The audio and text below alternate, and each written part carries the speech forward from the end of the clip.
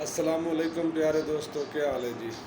तो समझते पे मेरा यूट्यूब चैनल गाल मोहाड़ से मैं थोड़ा होस्ट अब्दुल मालिक मिरानी काफ़ी दिनों तो बाद एक छोटा जिहा विलाग थोड़ी खिदमत पेश करता जी। कुछ देर पहले खबर एक ब्रेक हुई जी कि पंजाब असैम्बली के कुछ अरकान को मुअत्तल कर दिता गया तो उन्होंने जुर्माने लाए गए।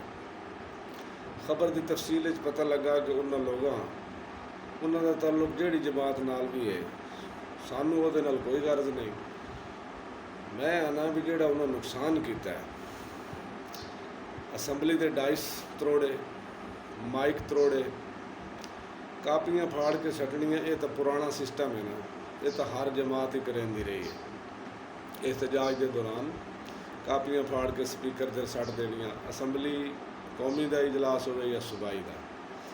लेकिन यह जोड़ा काम है कि डाइस त्रोड़ने ते अपना माइक त्रोड़ने तो शोर शराबा, मैं अज तक ये कदी नहीं सुनिया भी माइक त्रोड़ दिते हो तो डाइस त्रोड़ दिते हो। कुर्सियाँ एक बैन मार देंगे सानू अलहदा गल है।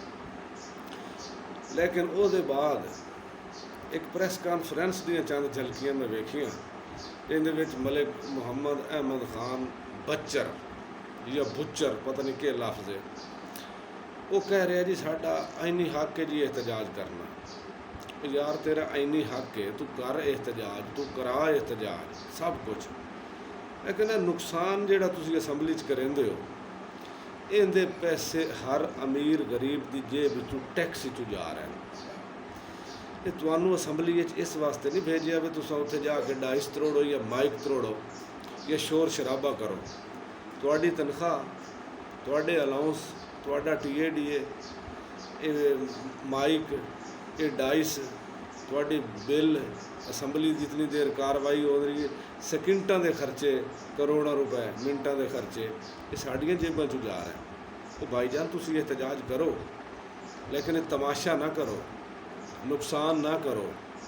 ये नहीं कि तुसी नुकसान कीती जाओ तो असां टैक्सां के पैसों चू तुहानू नवीं चीज़ां लैके दित्ती जाए।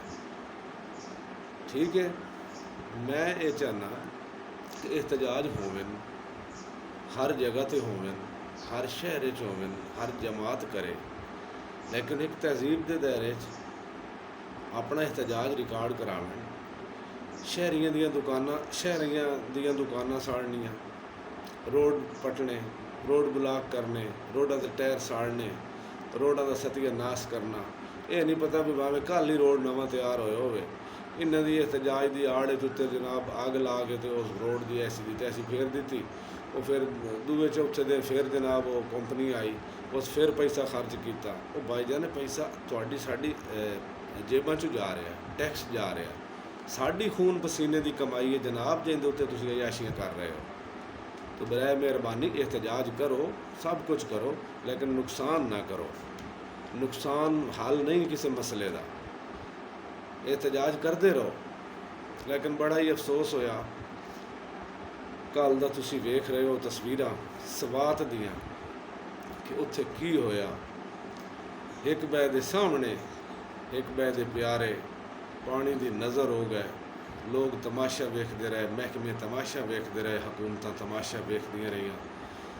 मावां तो बिरा, मावां कोलों धियां, धियां कोलों मावां, मावां कोलों बिरावां कोलों भैणां।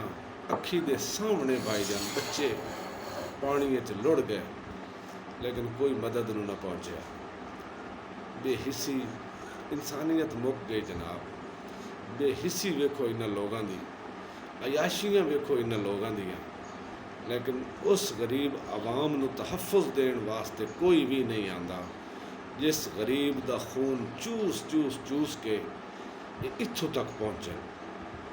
तो मेरी गुजारिश है कि नुकसान ना किया करो, ये चंगा नहीं होंदा।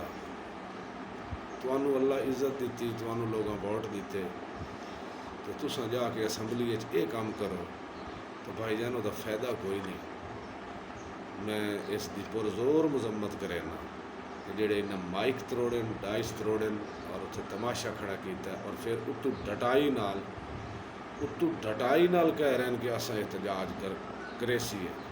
कि भाईजान एहतजाज करे सो तो उसका सिला भी चाहिए सो। बहुत बहुत शुक्रिया। चैनल को सबसक्राइब करे सो, घंटी के बटन दबाई सो, आने वाली हर वीडियो थोड़े तक बर वक्त पहुँच सके। बहुत बहुत शुक्रिया।